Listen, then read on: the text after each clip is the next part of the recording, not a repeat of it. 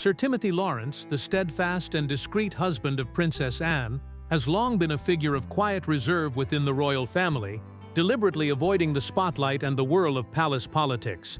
After years of silence, he has now stepped forward to unveil Camilla's most deeply concealed secret, a truth far more shocking than previously imagined. This revelation does more than just provoke scandal. It threatens to destabilize the very foundations of the monarchy. The reality, hidden behind palace walls for so long, is now emerging as a chilling and inescapable truth, exposing the profound and historic rivalry between Princess Anne and Queen Camilla. For decades, Sir Timothy has been the epitome of discretion, content to support his wife from the shadows while turmoil engulfed the institution. But the secret he now reveals changes everything, leaving one to wonder what finally compelled this silent guardian to speak. Yet those familiar with him contend that few individuals have perceived the internal fractures of the royal family with greater clarity. By his side, Princess Anne has never concealed her blunt and uncompromising nature, a sharpness most acutely felt in her long-standing dealings with Queen Camilla. Unlike a rivalry born of a single incident, theirs is one woven through decades of complex entanglements. Long before Camilla entered Prince Charles's life, Anne had shared a significant bond with Andrew Parker Bowles, a man she admired but was unable to marry due to royal protocol. When Andrew married Camilla in 1973, it created a quiet, personal wound for Anne.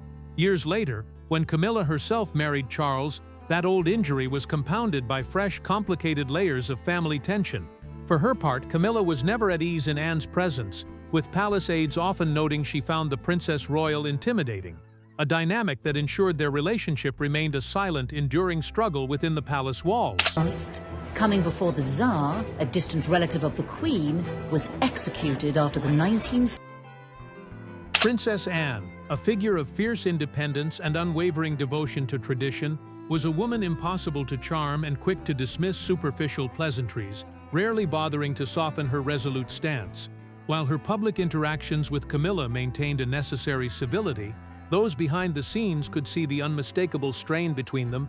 This tension reached its most visible climax during the planning of King Charles's coronation, when Camilla's preference to be styled simply as Queen was an audacious move that, for the protocol-steeped Princess Royal, crossed a definitive line. It was Sir Timothy, with his quiet and observant nature, who stood close enough to witness how these contemporary frustrations reignited a long-buried dynamic. A connection that first bloomed as a romance decades prior had now transformed into one of the monarchy's longest-standing rivalries. This was an unspoken but profound clash between two women of opposing natures, whose fundamental differences seemed fated to collide, all while Timothy silently observed as this historical discord endlessly replayed itself within the gilded confines of the palace walls. But who is Sir Timothy, and what secrets lie behind the monarchy's guarded doors? Sir Timothy Lawrence's character was forged by a life at sea, defined by steady discipline, sharp instincts, and a practiced habit of concealing emotion beneath a calm exterior. As a vice admiral of the Royal Navy, he was accustomed to navigating literal storms and uncertainty, yet no experience from his distinguished career could prepare him for the political tempest he discovered festering within the royal family. After marrying Princess Anne in 1992, he maintained a discreet presence for decades, a supportive, quiet figure who avoided the spotlight and palace politics. However, by 2025, even his profound reserve was being severely tested, for the unsettling situation he was witnessing had become too dangerous to ignore. While Camilla's presence within the royal household had always been a source of friction for Princess Anne, Sir Timothy initially attributed this to his wife's characteristically direct and unforgiving nature. Over time, however, he himself began to detect a concerning pattern, a series of subtle yet deliberate maneuvers that pointed not to simple personality clashes, but to a far more calculated ambition. With each passing year, another piece of the puzzle fell into place, making it impossible to ignore the growing evidence that Camilla's aspirations extended well beyond the duties of a supportive consort. Her history was already deeply interwoven with controversy. Decades prior, her affair with Charles had been the catalyst for the dissolution of his marriage to Princess Diana, a scandal that brought the monarchy to the brink of crisis.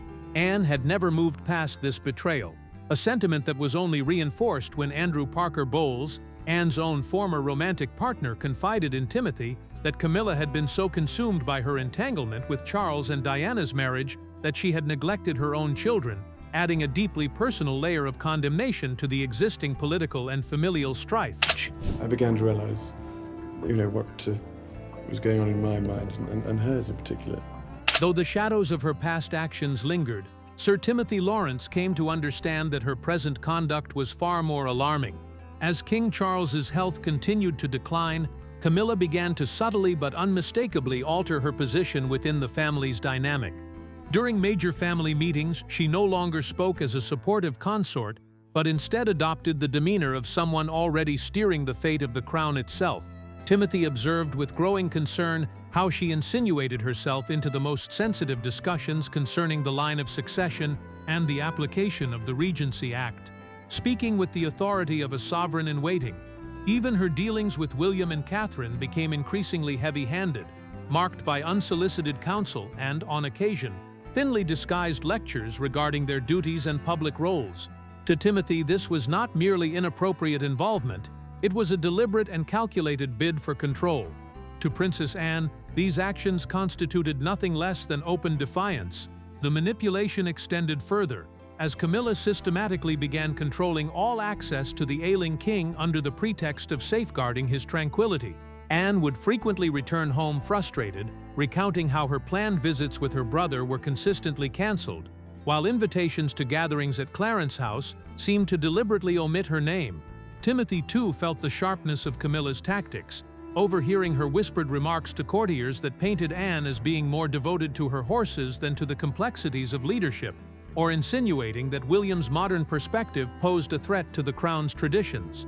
These were not casual observations, they were deliberate, calculated efforts to sow doubt about others' capabilities and to systematically position herself as the monarchy's indispensable center of gravity. It's seen as quite an antiquated concept. I think certainly if we're looking into the future towards... Meanwhile, a noticeable shift occurred in media coverage, with headlines increasingly praising Camilla as the monarchy's steadfast anchor, a narrative that deliberately overshadowed Princess Anne's lifelong dedication and the expanding roles of William and Kate. To Sir Timothy, this favorable press was no accident, but the product of a careful campaign by Camilla's allies, with each article deepening the family's divisions and fueling Anne's quiet fury, making his own silence feel increasingly complicit.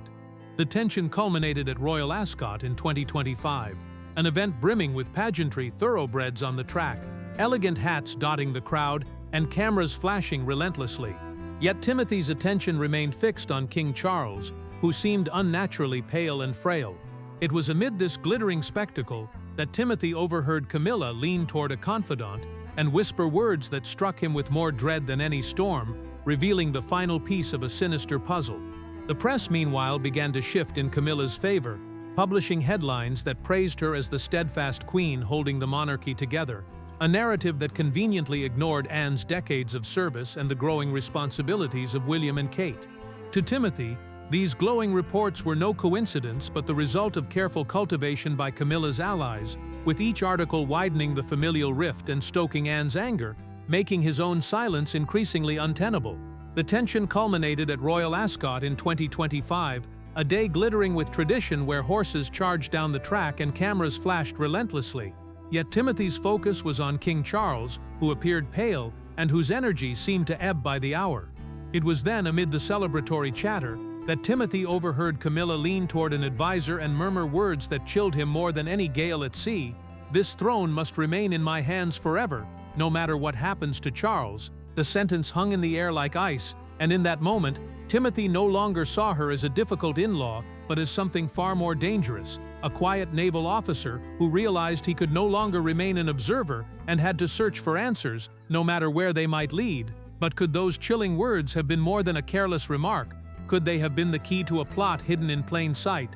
Stay with us, because what he would uncover next changes everything. A shadow behind the throne, where silence carried more weight than words and secrets lingered in corners where even the walls seemed sworn to loyalty.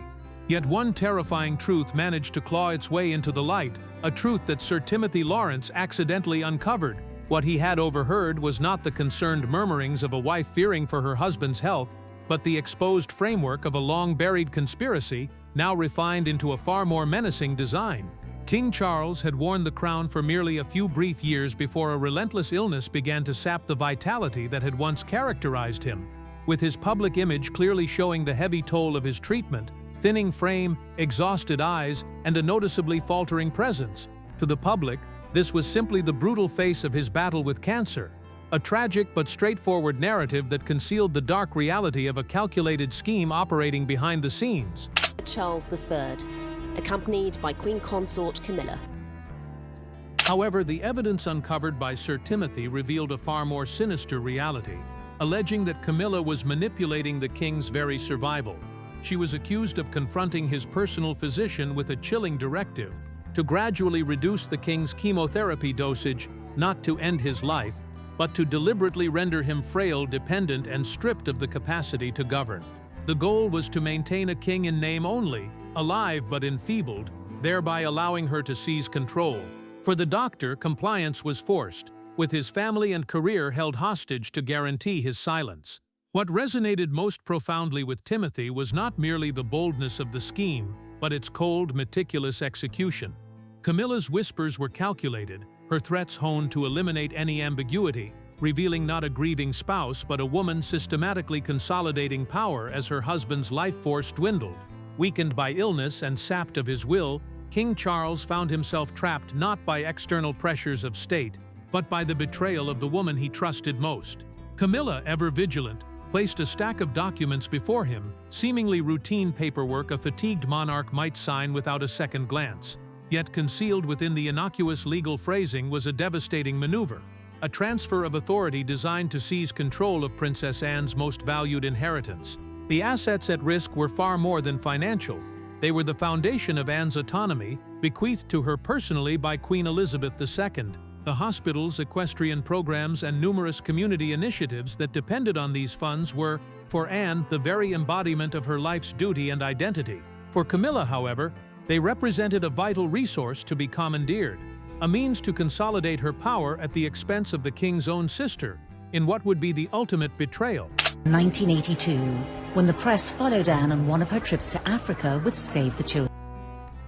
During a period of the king's visibly declining health, Charles initially resisted Camilla's demands, but found himself worn down by a potent combination of guilt and emotional manipulation. Camilla expertly performed the part of the vulnerable wife, insisting that her protection was his paramount duty, a burden that proved overwhelming for a man already grappling with his own fear and physical frailty. However, this dangerous scheme would not remain hidden. It was ultimately uncovered not through the suspicions of Anne or Timothy, but through the bravery of Edward Thompson, a palace servant who had long been a silent witness to the quiet cruelties operating behind the scenes. After years of enduring hushed threats, Thompson found himself overhearing Camilla as she confronted the king's physician with a razor-sharp ultimatum. With trembling hands, he managed to retrieve his phone and record the entire exchange, capturing the evidence that would become their ultimate leverage. That recording quickly found its way to Sir Timothy, whose viewing of it left him profoundly shaken. Flooded with a mixture of cold dread and white-hot anger, he now possessed irrefutable proof that moved the situation beyond rumor into the realm of criminal betrayal, revealing the true extent of Camilla's ambition. Recognizing that the very foundation of the monarchy was now on the precipice, Timothy understood his duty to break his silence. Bearing the heavy burden of this truth, he resolved to reveal everything to King Charles, even with the devastating knowledge that it would shatter the king's world from the inside out. But what occurs when the person pledged to support the king is unmasked as the architect of his collapse? Continue watching, as the reckoning that awaited Charles would leave his most trusted confidants in stunned silence, confronting a broken king and a monarchy in crisis. Throughout the tumult of his reign, Charles had clung to one unwavering belief, that Camilla's loyalty was the single immutable constant in his life. Amid decades of public scandal and criticism, he had drawn strength from what he believed was her unshakable devotion. This foundational certainty shattered instantly when he was confronted with the truth, forcing a painful reinterpretation of their entire past. What he had once perceived as genuine comfort now revealed itself as a calculated strategy, meticulously disguised through gentle touches and quiet words of support. This brutal revelation sent his mind reeling back to the silent yet palpable disapproval of his mother, Queen Elizabeth II, who had never voiced her judgment outright, but whose distance evident in her bare courtesy at his wedding and her avoidance of approving photographs spoke volumes. He had once dismissed her reserve as the coldness of a bygone era, but now her silence echoed in his memory as a prophetic warning he had foolishly ignored. Even the most intimate moments that had once sustained him, like her presence during his long hours of chemotherapy, were now poisoned with the venom of calculation, recasting his entire past in the dark light of her betrayal. Different faces, sharp, I loving it. He was tormented by the ambiguity of her presence at his bedside. Was she genuinely awaiting his recovery, or was she strategically guarding her own position as his vitality faded? Every past word of comfort she had offered now morphed into a source of deep suspicion. The very support that had once been his shield against despair now felt like the primary cause of his spiritual collapse. Yet his personal suffering was secondary to a more profound dread: the devastating consequences of this betrayal for those around him. His children, already marked by years of public scandal, Anne, who had always performed her duty without protest, and William and Kate, who were preparing to steward a future he might not live to see. By defending Camilla so obstinately, he had not only deluded himself, but had shackled them all to her machinations. The crown no longer represented a sacred duty. It felt like an immense weight crushing what little strength he had left. For the first time, Charles questioned not his ability to reign, but his very right to do so. And as the agony of betrayal intensified, one terrifying prospect overshadowed even his own ruin. Within the palace walls, Prince William, a man renowned for his unshakable regal composure, found his calm utterly shattered as a recording of Camilla's threats played out. The voice on the tape was sharp, cold, and deliberate, leaving no room for doubt. This was not mere political maneuvering but calculated cruelty. His face shifted from pale disbelief to a fury so intense his advisors scarcely recognized the prince they thought they knew. What struck him most profoundly was not just the betrayal of his father, but the insidious method, a slow, deliberate weakening designed to keep Charles alive but too enfeebled to rule. To William, this transcended scandal. It was a profound act of treachery. Prince William rose abruptly, insisting the crisis could no longer be contained within the family's private chambers and hushed conversations. The very foundation of the monarchy was at stake, demanding an immediate and absolute response. While his fury provided the room with its driving force, it was Princess Anne's heartbreak that anchored the proceedings in grim reality. A woman known for her iron will and stoicism, she was seen lowering her head in tears, not for herself but for the brother she had long protected. Her grief, however, swiftly hardened into resolve as she invoked their late mother's will, citing Queen Elizabeth II's explicit directive that Anne's charitable foundations remain independent and her finances secure. Anne declared that Camilla's attempt to seize those assets was not merely unlawful, but a profound insult to the Queen's memory. For hours, the Palace Council, a gathering of senior advisors, lawyers, and confidants, grappled with the repercussions, debating whether the public could ever be told and if the institution could survive the scandal of a queen consort conspiring against the king. These questions loomed ominously. Yet the undeniable evidence made one truth clear: remaining silent would not safeguard the crown. It would only allow an institutional poison to fester, making the eventual confrontation an existential threat rather than a contained crisis. Gradually, the council's hesitation dissipated as William and Anne, standing united, presented a front of solidarity not seen since the days of Elizabeth II. They reached a decisive verdict. Camilla would be stripped of all her authority, with every financial conduit she had attempted to control being returned to the joint oversight of William and Anne. Her title of queen consort would remain, but it would be rendered a hollow ceremonial formality, devoid of any real influence. A final critical decision was made to conceal the truth within the palace walls, as publicly exposing the conspiracy risked shattering the monarchy's fragile public image beyond repair. Thus, secrecy became its shield for survival. Yet, as the decree was finalized, one unnerving thought lingered. Camilla remained entirely unaware that her meticulously constructed power was about to evaporate.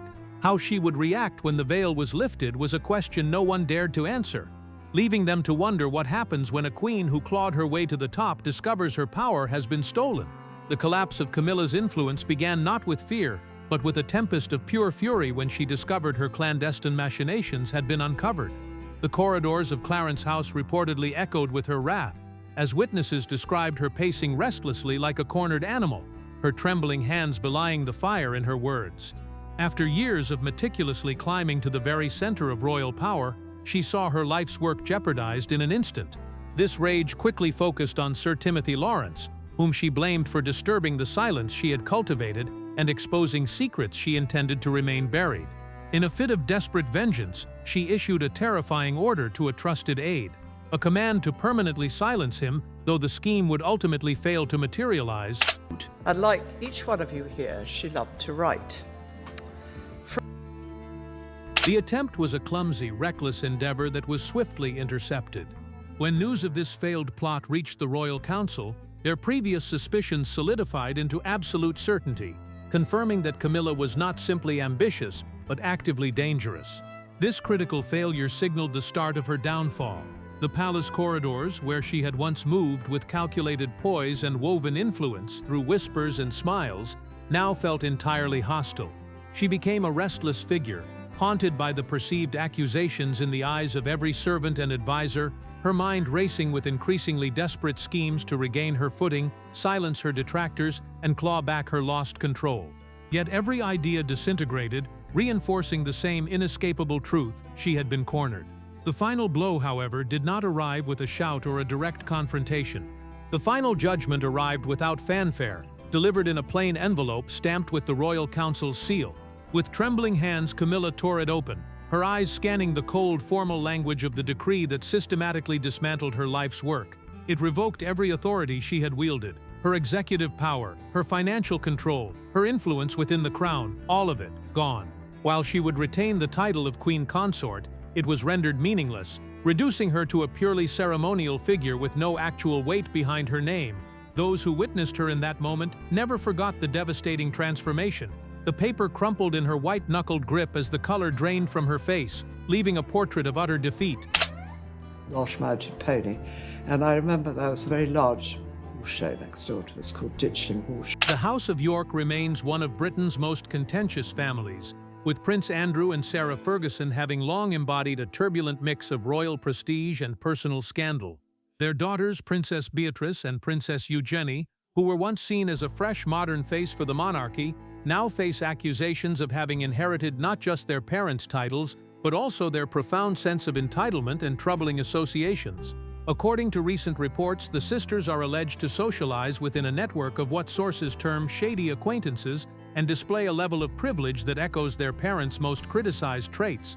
This critique strikes at the very heart of royal privilege, highlighting the stark contrast between the sisters' perception of their normal lives defined by careers, mortgages, and family, and the reality of their immense wealth, elite social circles, and multi-million-pound residences, which insulate them from the consequences and scrutiny faced by ordinary citizens. Ultimately, the central, inescapable challenge for Princesses Beatrice and Eugenie is the profound and perpetual shadow cast by their parents' tumultuous legacies, a toxic inheritance of scandal, perceived entitlement, and brazenly questionable associations that functions as a kind of familial brand, one that continually threatens to eclipse their own diligent, if quieter, attempts to construct independent and respectable identities.